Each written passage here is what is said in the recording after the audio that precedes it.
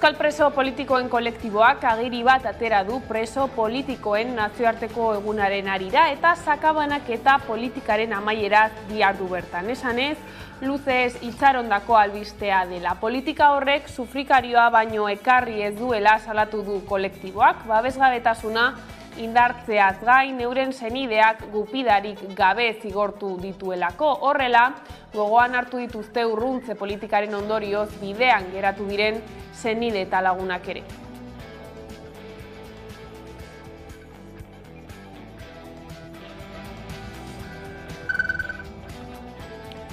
Eta iparraldeko pentsio erreforma onartu da. Frantziako Kontseilu Konstituzionalak baieztatu ondoren. Presidenteak 15 egun zituen oniritzia jaso ostean aldizkari ofizialean argitaratzeko, baina Kontseiluak erreformaren funtsa bermatu eta ordu batzuetara jartzea erabaki zuen. Eta horrek haserrarazi ditu sindikatuak eta oposizioa. Alokairuen prezioen mugak eta etxegabeen babesa bermatuko omen duen etxebizitza legea adostu dute EH Bilduk eta Esquerra Republikanak Madrilgo gobernuarekin. Legeak marko juridiko bat ezarriko du eta autonomia erkidegoek arau propioak hartu ala izango dituzte batik bat. Barkatu hori ezen behar genuen bideo aurrera jarraituko dugu, izan ere bestetik EH Bilduk eta ERZ akordioa lortu dute Madrilgo gobernuarekin. Etxebizitza legea onartzeko bidean. Legeak marko juridiko bat ezarriko du eta autonomia erkidegoek arau propioak onartu ahalko dituzte ura gehiago garatzeko eta batik bat alokairuen prezioa mugatzeko ere. Aiara Durreta.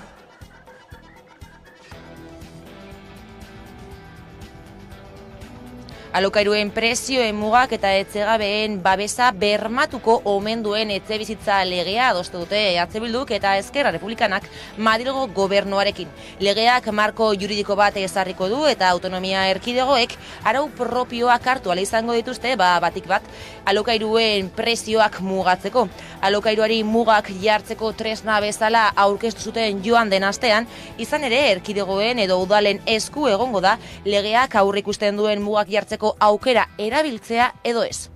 Alokairuak mugatzea lortu dugu, baita ere etxegabetzen aurkako neurriak ezartzea lortu dugu, prezioen igoerak KPIaren arabera azpitik egitea finkatu da, eta jabe handiak zein diren finkatzea laburbilduz. Teak itxi ditugu espekulazioari, inbertsio funtsei ere, atea iste zaie, eta pauso bada, urrats gehiago eman beharko dira hemendik aurrera ere, baina bide bat markatu dugu, bide bat ireki dugu, eta tresna eraginkorra jarri dugu, bai udaletxe eta elkarte autonomeetan, komunitate autonomoen eskuetan, eta eskubidea dela etxe bizitza bat edukitzea, eta ez dela luxuzko artikulo bat etxe bizitza edukitzea. Politikarekin jarraiki EH Bilduk bukatuko den legegintzaldiaren balorazioa egin du. Koalizioak Bilbon duen egoitzan egindako agerraldian Iker Casanova aldun nagusia izateko hautagaiak eta Bea Iardia Bizkaiko batzar nagusitako bozeramaileak hitza hartu dute. Aldundiak eta EAJak urte hauetan ematen dio etorkizuneko erronkei lehenaldiko erantzunak. Eta ondorioak dira Bizkaia hainbat parametroetan atzean gelditzen ari dela. Horren aurrean uste dugu EH Bildutik bultzatu behar direla erantzun eta politikak egiteko modu berriak 3 ardatzen inguruan. Lehenengoz eta behin funtsezkoa iruditzen zaigu egoeraren irakurketa egokia egitea. Bigarrenik, politikak egiteko beste modu bat, eta hirugarrenik beste politika mota batzuk. Giza eskubideen urraketak pairatu dituzten biktimei buruzko udal webgunen polemika ez da baretu eta orain Espainiako gobernuak Araban, Bizkaian eta Gipuzkoan duen ordezkaritza ere tartean sartu da. Denis Itsasok zuzentzen duen ordezkaritzak webguneak aldatzeko eta haietatik etaren biktimen eta kideen arteko parekatzea kentzeko eskatu die sei udali eta hori egin ezean auzitara jotzeko mehatxua egin die. Memoria ez bilakatzea gatazka eremu, memoria izan behar da, esan dudan bezala, atzera begiratu eta gogoeta zintzo bat egiteko, biktimak biktima dira, beste kasu batzu dira, baina ez direnak biktimak ezin dute izan biktimen tratamentu bera, eta are gutxiago nolabait nahasmena sortu dezaken aurkezpen. Argi dago bereiztuta, alde batetik da, autizia urraketa sufritu dutena, eta bestaletik beste sufrimenduak jaso dutenak, ez? Eta Araban Green Power Iberia Bridgestone zirkuitua Laudion izango da. Apirilaren 23an bigarren aldiz lehen hezkuntzako ikasleak euren auto elektrikoekin lehiatuko dira zirkuituan. Irabazteko bateria amaitu gabe buelta gehien ematen dituenak irabazten du. Pasaden urtean Laudion ja egin genuen Green Power Iberika zirkuitu honen proga bat. Arrakasta handiz, naiz eta eguraldia ezen honena izan egun horretan. Eta ziur gaude aurten ere arrakasta handia izango duela ekitaldia.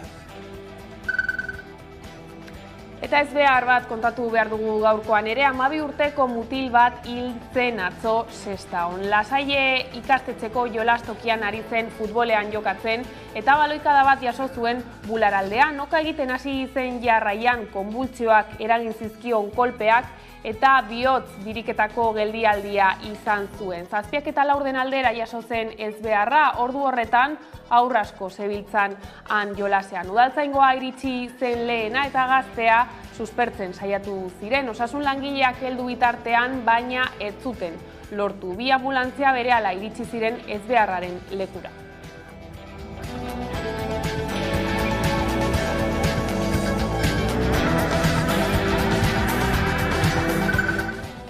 Eta kulturarlora salto IKOF Gasteiz Film Laburren Festivalaren bigarren edizioa martxan da. Gaurtik hasita eta hilaren 22 bitartean Vital Fundazioa Kulturenean izango da festivala. Estatuko film laburren lehiaketa eta munduko zinemaldi onenetan eta Espainiako film laburren nazioarteko lehiaketan saritutako, izendatutako eta parte hartu duten lan zinematografikoen erakustaldia uztartzen ditu.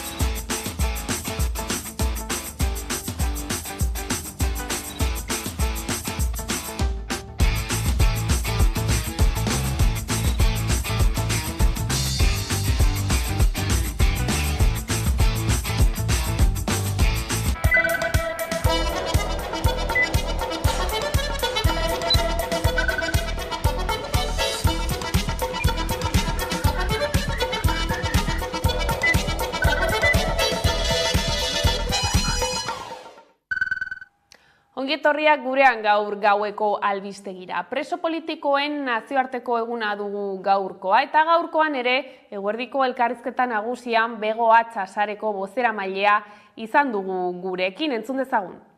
Behin dispertsioarekin bukatuta, luzatu nahi dugun mezu nagusia da, badela garaiaia salbuespen legediari amaiera ematea, egia da dispertsioa salbuespen legediaren baitan sartzen genuena, behin dispertsioaren fase hori gaindituta, gainontzeko esparruetan ere salbuespen legedia horrekin bukatzea ezinbestekoa dela da zabaldu nahi dugun mezu nagusia, ez? Maite genituen gauzengatik, erori ginen preso, baina gure maitasuna preso, maite genituen gauzengatik, erori ginen preso, baina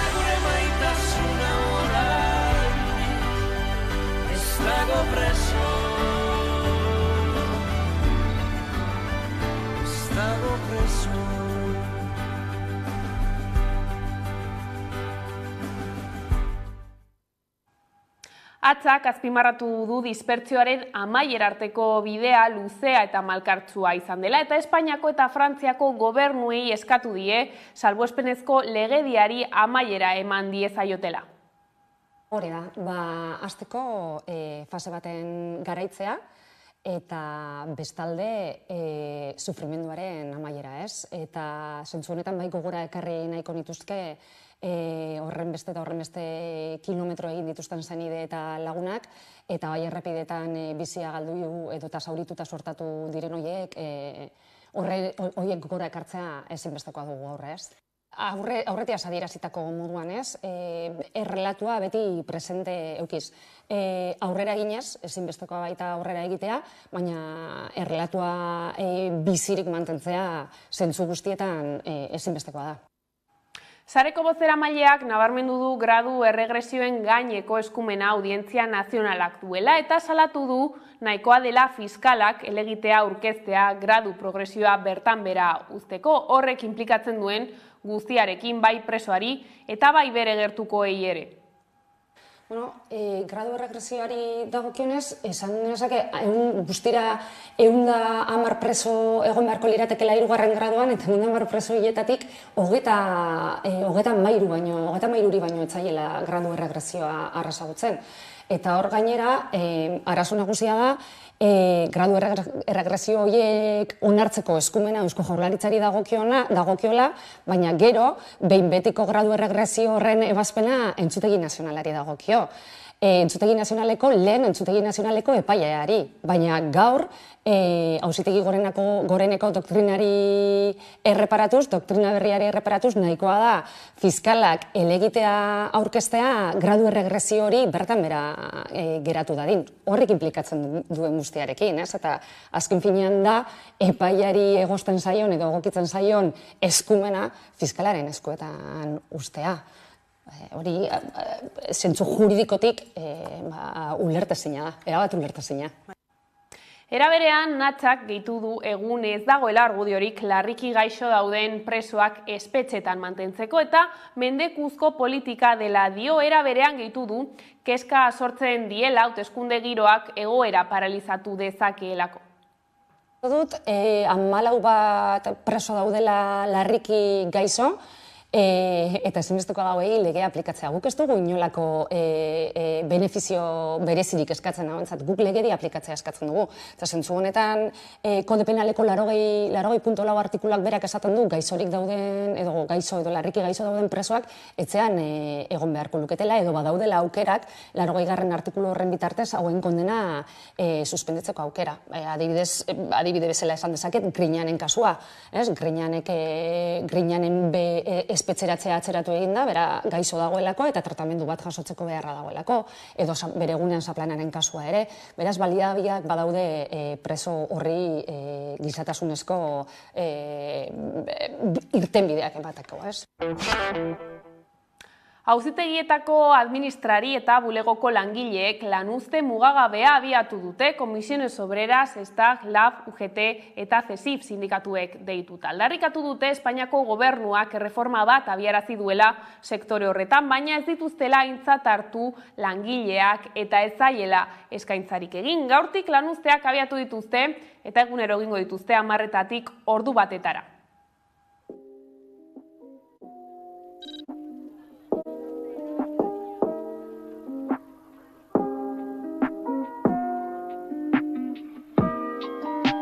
Euskal Autonomia Erkidegoan gaude 2450 bat langile justizia administrazioan.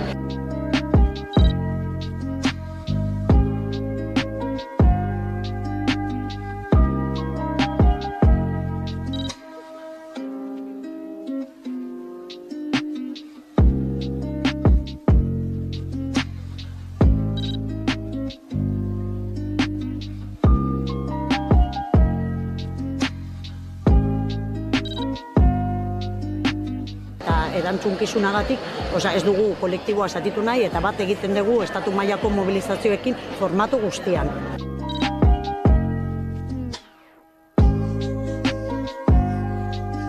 Laugarren akordioa sinatu genuen 2010 urtean, eta hor, errekonozitzen zen, administrazio orokorreko langileekin parekatzea. Eta 2012an, berai eman zieten komplemento bat, eta guri ukatu zaigu.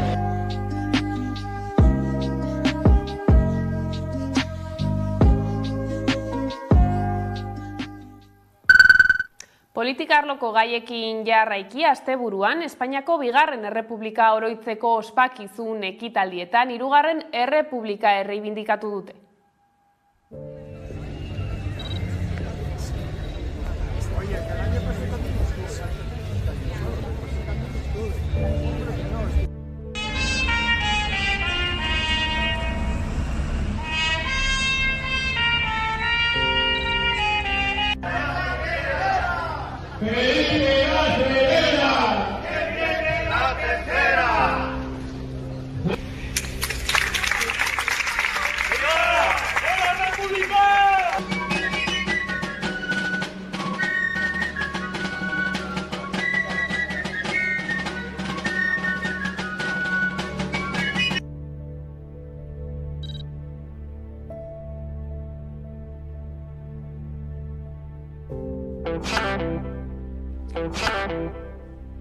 Eta ekonomia arlora salto, Kontseilu Konstituzionalaren babesak arnasa eman dio Emmanuel Macron Frantziako presidenteari. Erretreten erreforma errealitate bat da dagoeneko eta ez ustekorik ezean irailean sartuko da indarrean. Kontseiluak azken oztopo legal argitu eta ordu batzuetara erretiro adina 62 urtetik 64 urtera luzatuko duen legea promulgatu zuen eren egun goizaldean. Macronek erabaki hori bertan bera uzteko sindikatuen eta oposizioko alderdien eskaerari entzungor eginez. Gaur gaueko 8etan Emmanuel Macron Frantziako presidentea nazioari zuzendu zaio telebistan emandako hitzaldi batean.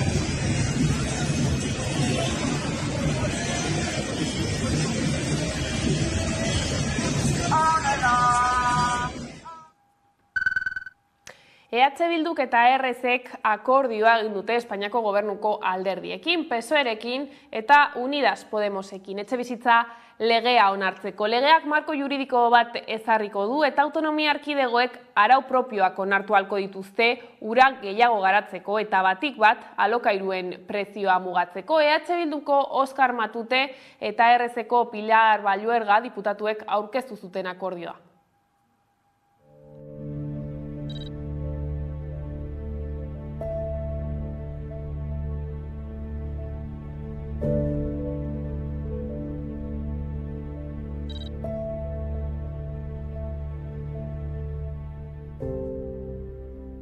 Horrek ahalbideratuko du, bai EAEn, bai Nafarroan eta bai udaletan beste motatako etxebizitza politikak egitea.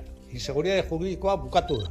Orain aukera daukagu, tresna bat daukagu, beste motatako politikak egiteko. Teak itxi ditugu espekulazioari, inbertsio funtsei ere, atea iste zaie, eta pauso bada urrats gehiago eman beharko dira hemendik aurrera ere, baina bide bat markatu dugu, bide bat ireki dugu. Positibotzat jotzen dugu legearen onarpena aurrera egitea, aurrerapenak ekartzen dizkigulako. Euskadiko etxebizitza legea, estatu mailako baino aurreratuagoa da hainbat arlotan.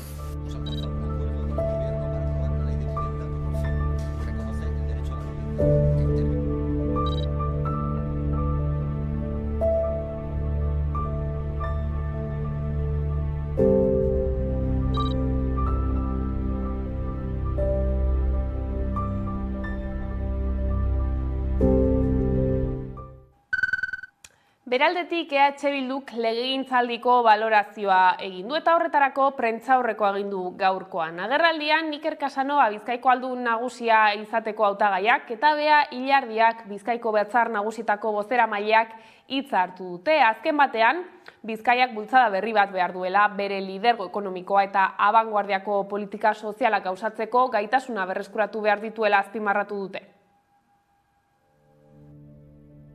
EH Bilduk legegintzaldiko balorazioa egin du. Azken urteetan biztako krisiei, hala nola pandemiari, Ukrainako gerrari eta bizitzaren garestitzeari aurre egiteko egiturazko aldaketak beharrezkotzat direla deritzo koalizioak, baina foru gobernuaren politiketan ez dela aldaketarik egon ohartarazi du. EAJak urte hauetan ematen dio etorkizuneko erronkei lehenaldiko erantzunak eta ondorioak dira Bizkaia hainbat parametroetan atzean gelditzen ari dela. Horren aurrean uste dugu EH Bildutik bultzatu behar direla erantzun eta politikak egiteko modu berriak 3 ardatzen inguruan. Lehenengoz eta behin funtsezkoa iruditzen zaigu egoeraren irakurketa egokia egitea. Bigarrenik, politikak egiteko beste modu bat eta hirugarrenik beste politika mota batzuk. Hala, gizarte zerbitzuak defendatu ditu. Bestalde, krisi ekologikoaren alorrean, Aldundia oso berandu ibili dela eta ez duela anbizirik erakutsi nabarmendu du. Era berean erreforma fiskalari buruz eztabaida sakon baten beharra eskatu du. Orain arte modu zaharkituak praktikatu dira Aldunditik EAJaren eskutik, eredu zaharkitua eta horren aurrean leihoak ireki egin behar ditugu eta politikak egiteko beste formula batzuk aktibatu egin behar dira.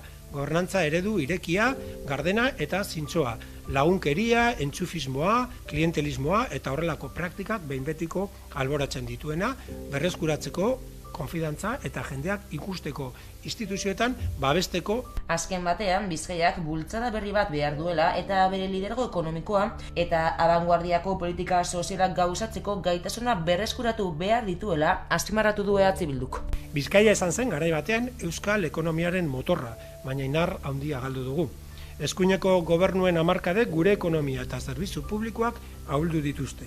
Eta horren aurrean uste dugu Bizkaia berriro referente ekonomikoa izan behar duela, baina baita ere politika sozialetan. Etorkizunari begira eta orain arteko estankamendua alde batera utzita. Onespena soilik baietz da baietz legearen zentroan mantentzeko eskatu dute zenbait eragilek. PSOEk legea aldatzeko proposamena egin du eta PPrekin negoziatzen ari da aste honetan onartzeko. PSOEk proposatu duen zuzenketak onespenari zentralitatea kendu eta sexu erasoak gauzatzen diren moduari ematen dio garrantzia. Hori uste dute kode penalean onespen sexualaren zentralitatea defendatzeko manifestua sinatu duten kolektibo eta legelari feministek. Hain zuzen, gaur eta bihar Kongresuko batzordean aztertuko dituzte legearen zuzenketak eta ostegunean PSOEren proposamena onartuko dutela aurre ikusten da.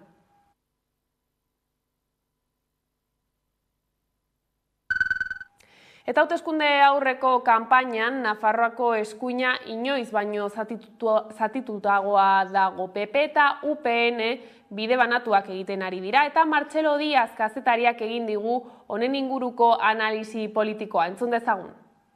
Hauteskunde hauetan ikusten dugu, ezaugarri nagusienetako bat izango dela eskubia banandurik aurkeztuko dela, ez? Aurreko deialdian Navarra Suma koalizioaren inguruan elkartu ziren PP, UPN eta Ciudadanos, eta horrek bere onurak izan zituen, azkenean Iruñeko udala berreskuratu zuten, Tuterakoa ere, eta baino ez zuten lortu Nafarroako gobernura heltzea, ez? Eta oraingoan alderantziz izanen da, eskubia banaturik aurkeztuko da, eta horrek gainea eszenario bat ireki du, eszenario bat nun beraien arteko liskarrak oso mikatzak izaten ari dira.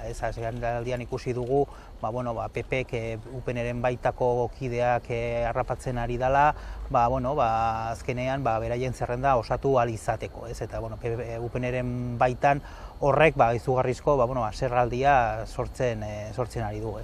Izan ere, hor ikusten duguna, bi alderdi esparru berdina lortzeko leian ari direla, eta horrek printzipioz ez ditu eskubiarentzako gauzak ongi aterako denik aurre ikusten. Honekin batera, erantzten balin badiogu ere, dont legeak ere beti koalizioak onesten dituela eta banaketak zigortu, ikusten dugu, eszenario nahiko komplikatuagoa izan daitekela eskubiarentzako. Eta, lehen komentatu dugunez ere, honek ere izugarrizko liskarra sortzen ari da batez ere PP eta UPNren artean. Orain arte bazkideak izan dira, eta orain lehia bizian ari dira eta nahiko modu traketxean.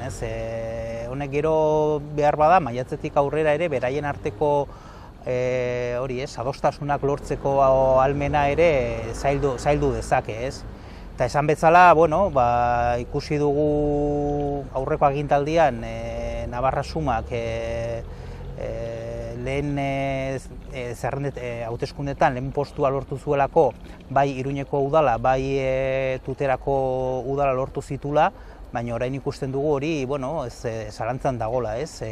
Azken astean ikusi da UPPek UPNeko bizinegotzi harrapatu ditula beraien zerrendarako, Carlos García Danero aurkezten du PPek ere, eta behar bada horre izan daiteke Iruñan eskubi espainolistaren esparru bat, bozka kopuru desente bereganatzeko, eta duela hilabete zenbait UPN Iruñean lehenengo indarra izango zalaren uste hori, edo inkesteke plaza hartzen zuten eszenario hori, behar bada orain zalantzan dago. Horrek irekitzen du aukera, EH Bilduren inguruan, Joseba Asironen inguruan,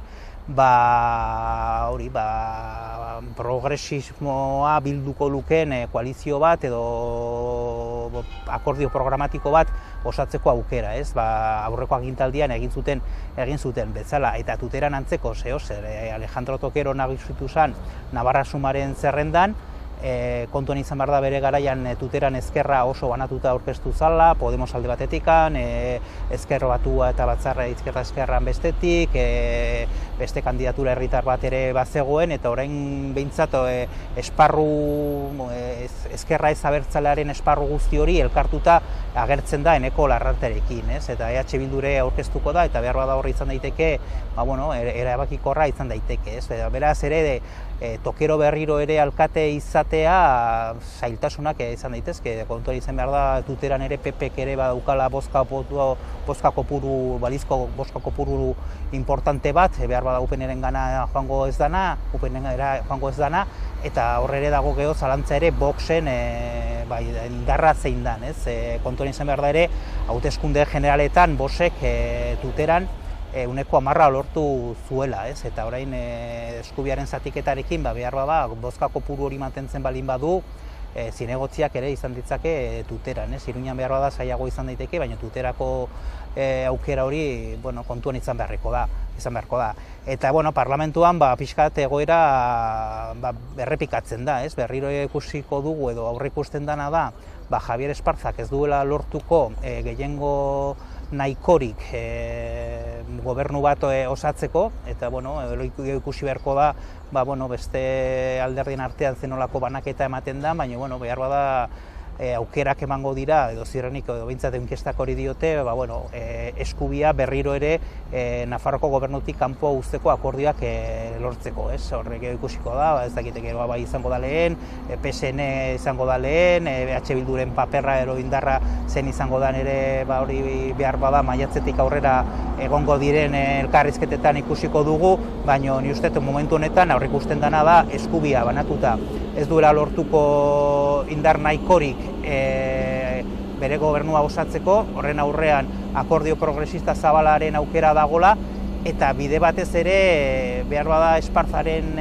estrategia honetan, UPN bakarrikan joateko aukera horretan, PSNren ganako hurbilketa bat bilatze bali mazuen ere, ni uste orain ere harremanak oso txarrak direla bien alderdien artean, Maria Txibiteren eta Esparzaren arteko harremana oso mikatza da, eta inkesten arabera ere balizko aukera horrek ez duke indar nahikorik izango beste gobernu mota bat osatu izateko.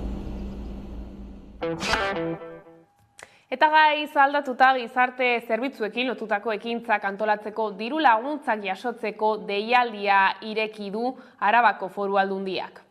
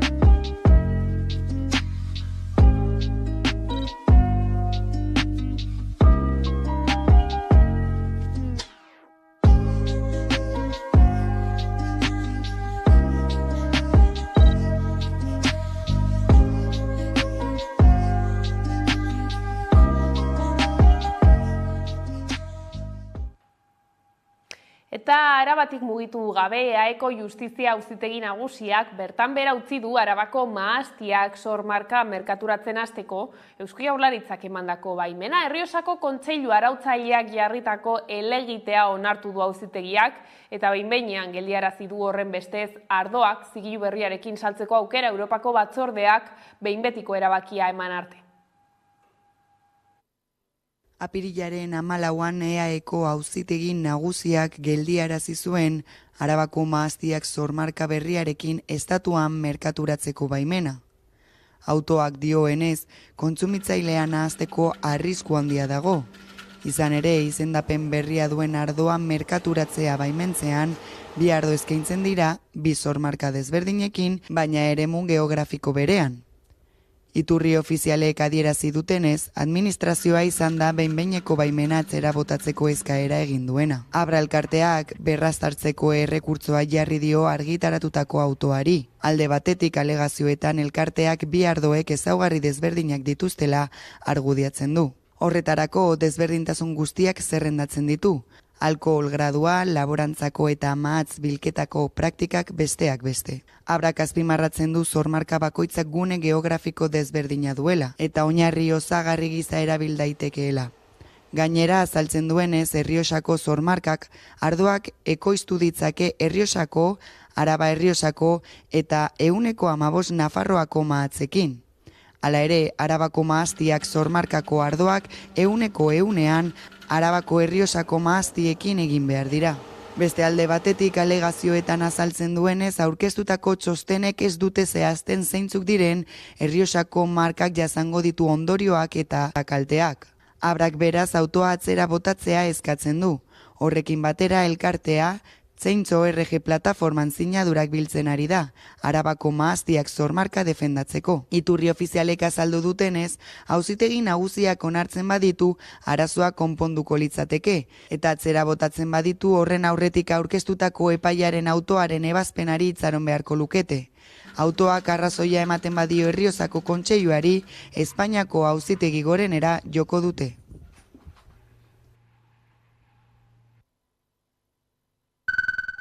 Eta garraioarekin lotuta HTaren aurkako borroka hasi zutenetik, aurten 30 urte beteko direla eta biriatun elkartu dira asteburuan Euskal Herriko hainbat ekintzaile. Bertan gogoratu dute iparraldean oraindik ez direla hasi HTA eraikitzen, aldiz salatu dute hegoaldean bestelakoa dela egoera eta agintariei eskatu diete zentzugabekeria hori behingoz utzi eta lanak eten ditzatela. 30 urte daramatzate borrokan, abiadura handiko trenaren proiektua bertan behera utz dezaten exigituz. HTA Euskal Herriaren historiako proiektu suntsitzaile, xahutzaile eta antisozialenetza dute. Eta behin betiko geldiaraztea lortu arte borrokan ariko direla zabaldu dute 4 haizetara biriatun asteburuan elkartu diren Euskal Herriko hainbat ekintzaileek.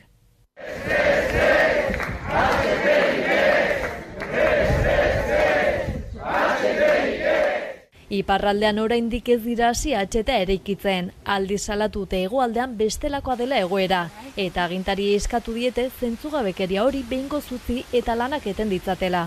Hegoaldeko arduradunei zentzugabekeria hau behingoz utzi eta lanak eten ditzatela exigitzen diegu. Igrekoaren aurrekontuen 4.200 milioi eurorekin hasi zen, orain baina 10.000 milioi eurora iritsiko litzake jarraituz gero. Lanak hasi eta 17 urtera, iaren 145 dago egina, inbertsioari begiratuz. Nafar korridorea 110 inguru, eta Ipar Euskal Herrian ezer ere ez. Egungo krisi ekosozialaren testu inguruan ekintzaileek iritzi diote HTaren aurkako arrazoiek sekulako gaurkotasuna eta legitimizazioa daukatela. Natura eta landa lurrak inoiz baino beharrezkoak ditugun bizitza osasutsu eta likadura burujabea lortzeko baliabide publikoak zaurgarrienen oinarrizko beharrak eta gastu sozialak burutzeko. Ildo horretan ezinbestekoa iruditzen zaie abiadura handiko trena eraikitzeko lanak geratzea.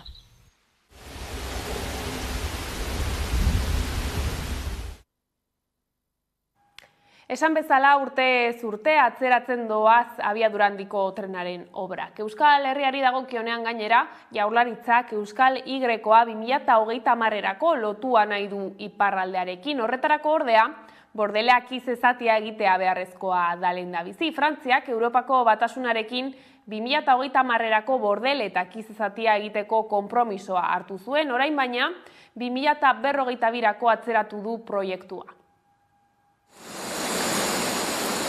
2000ko hamarkadatik izan du oihartzuna abiadura handiko trenak, orduan hasi ziren proiektuarekin, eta 2010erako martxan nahi zuten, herritar eta batez ere ekologista askoren kezka kalbo batera utziz. Jada 17 urte igaro dira obrak hasi zituztenetik, baina proiektua urtez urte atzeratzen joan da hainbat arrazoi medio. Sailburu, lau urtetik lau urtera, 2 hamarkadaz atzeratuz joan da Euskal Herrian egindako azpiegitura lan handienaren amaiera data. Eusko Jaurlaritzako garraio sailburu Iñaki Arriolak ezarri du azken amaiera data, 2028a. AHT-aren ardatz atlantikoa gauzatzeko ordea besteak beste Frantziak Europar Batasunarekin hartutako konpromisoa bete behar du, alegia 2030erako bordele eta akizezatia egitea. Macronen gobernuak baina 2052erako atzeratu du proiektua, eta horrek bete-betean baldintzatzen du irrekoa. Bordele eta akizezatiak 2030erako ez izateak are gehiago atzeratuko bailuke akizetik Bidasoaraino joango litzateken igarobidea, Euskal Irrekoarekin batuko litzatekeena. Eusko Jaurlaritzak azken asteotan Atlantikoko makroeskualde baten beharra nabarmendu du. Horiala Galiziako, Asturiasko eta Kantabriako presidenteekin Iñigo Urkullu lehendakariak lobby bat sustatu du Frantziari presio egin eta Euskal Herrirainoko AHT-a bultza dezan eskatzeko. Horiela arazteko lehendakariak mezu bat bidali zion Macron presidenteari. Frantziak Espainian duen enbaxadorearekin ere bildu da, eta hemendik gutxira Urkullu Parisen bilduko da Frantziako garraio ministroarekin. Momentuz beraz arriskuan dago Europako ardatz atlantikoa, eta ikusi behar Frantziak ezer azkartzen duenik.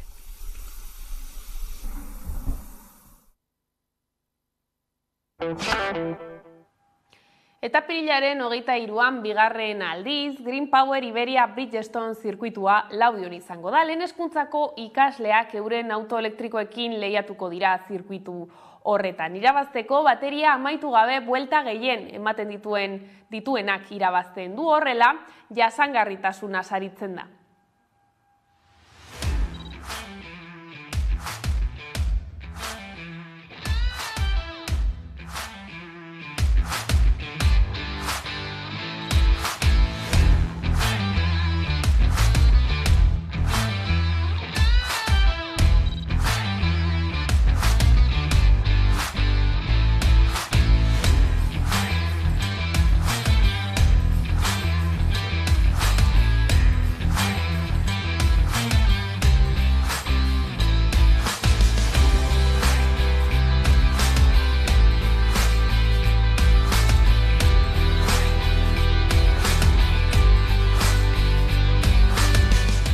Pasaden urtean Laudion ja egin genuen Green Power Iberika zirkuitu honen froga bat, arrakasta handiz, naiz eta eguraldia ezen honena izan egun horretan, eta ziur gaude aurten ere arrakasta handia izango duela ekitaldia.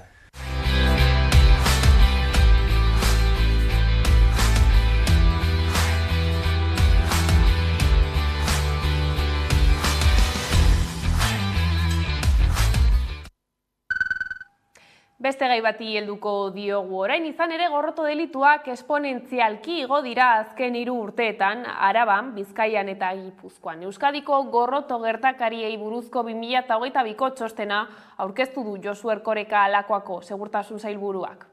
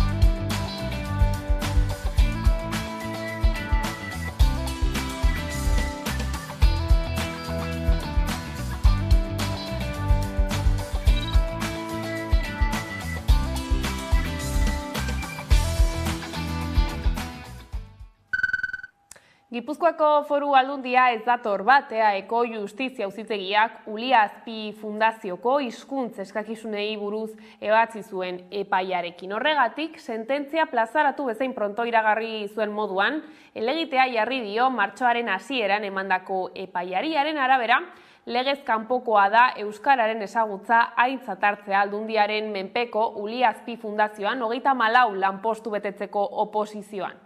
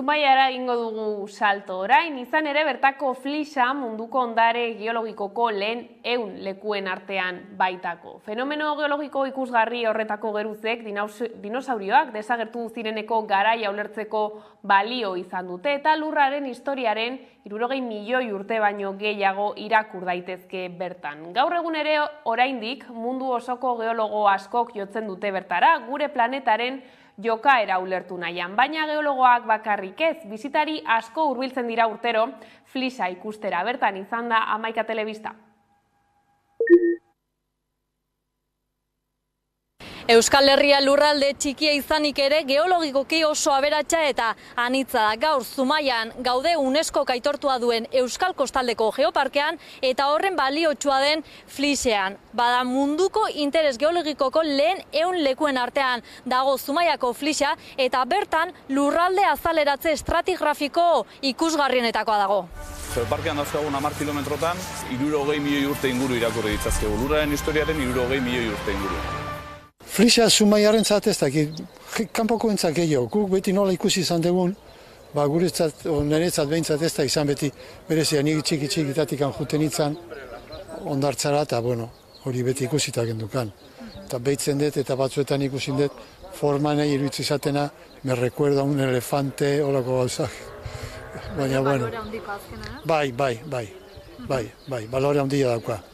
Pues casi un monumento al pueblo, porque es precioso, lo hemos visto toda la vida, nos ha gustado y nos gusta cada vez más. Flix es una formación geológica pues que le hemos puesto en valor ahora en el pueblo, ¿no? Desde hace unos años.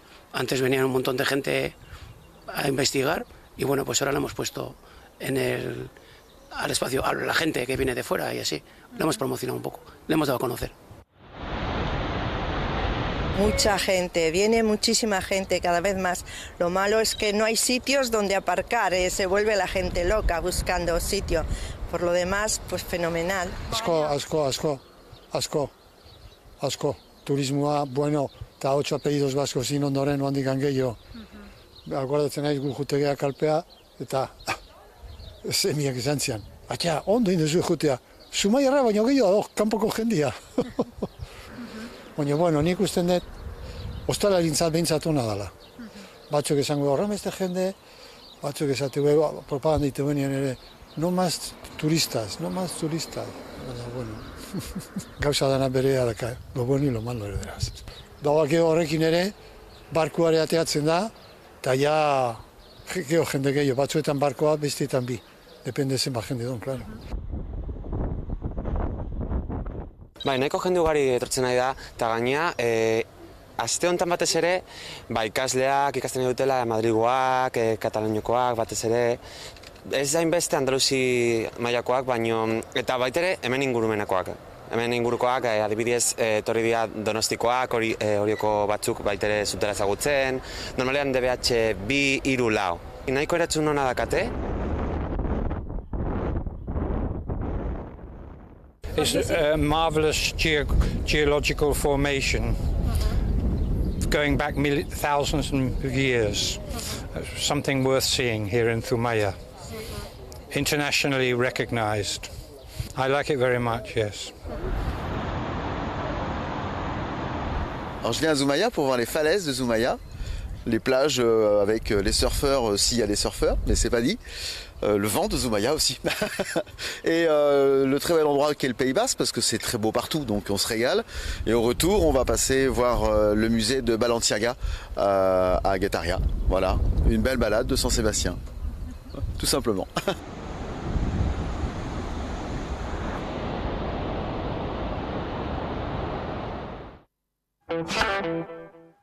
Eta kulturarloan 80 jarduera baino gehiago izango ditu aurtengo Arabako jaien egitarauak. Nerea García.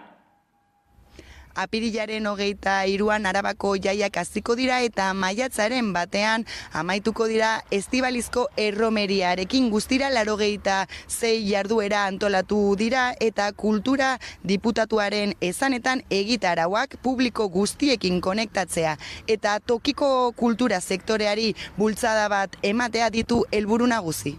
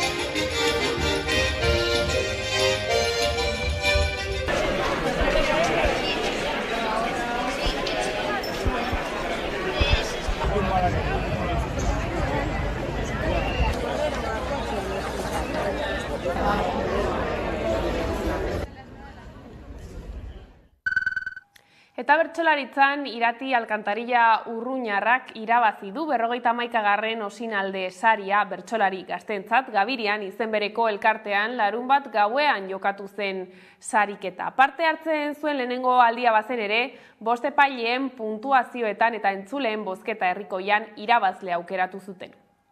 51. Osinalde sariketako irabazlea Irati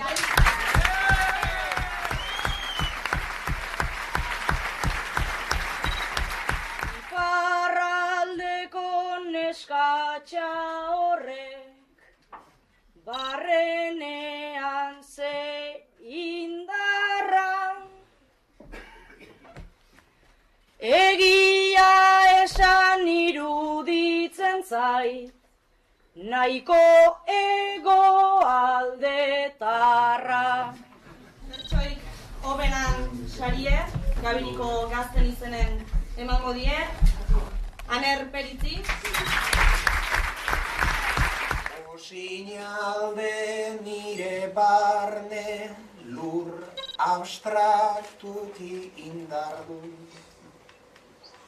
Oian azuk ere beharko duzu honen onuradun. Euskal profesional eta konpainiek Max sarietako 13 izendapen jaso dituzte. Estatu mailan urtero ospatzen diren sarietan Euskaldunen papera aipagarria izan da urtero bezala. Aurten, hain zuzen 13 dira antzerkigile, aktore eta langileentzat jokoan dauden sariak. 38 urte ditut. Eta badirudi adin batetik aurrera emakume guztiok atzera kontu batean sartzen garela. Eta ja presio horrekin ezagizu zer eskatzen diozun zita batik.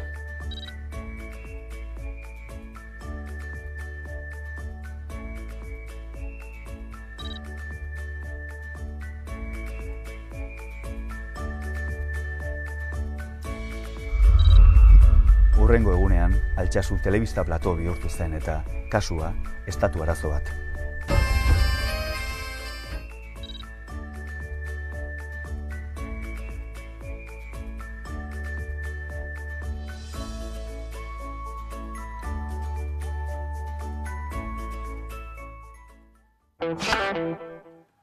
Eta kiroletan bi half Gasteiz triatloiaren bigarren edizioa ekainaren 3an izango da. Uribarri Ganboako urtegian, Arabako Lautadan eta Gasteizko hirian zehar egingo da. Urten proba puntuagarria izango da distantzia ertain eta luzeko triatloiko sailkapen nazional eta europarrerako.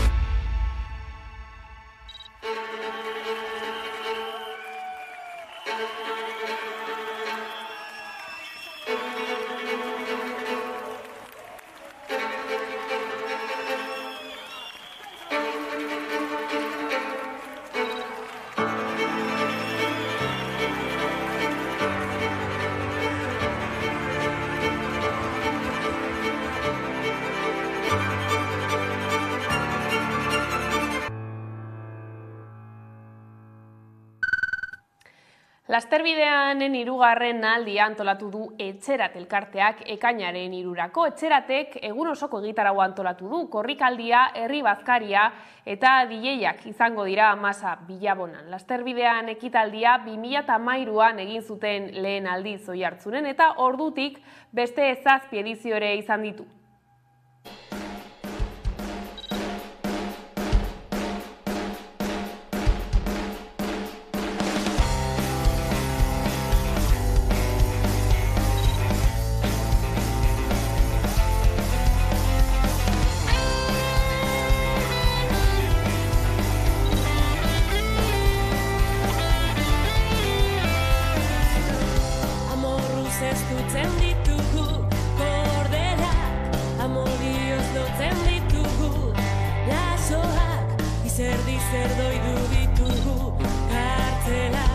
Muxuka hartuko ditugu preso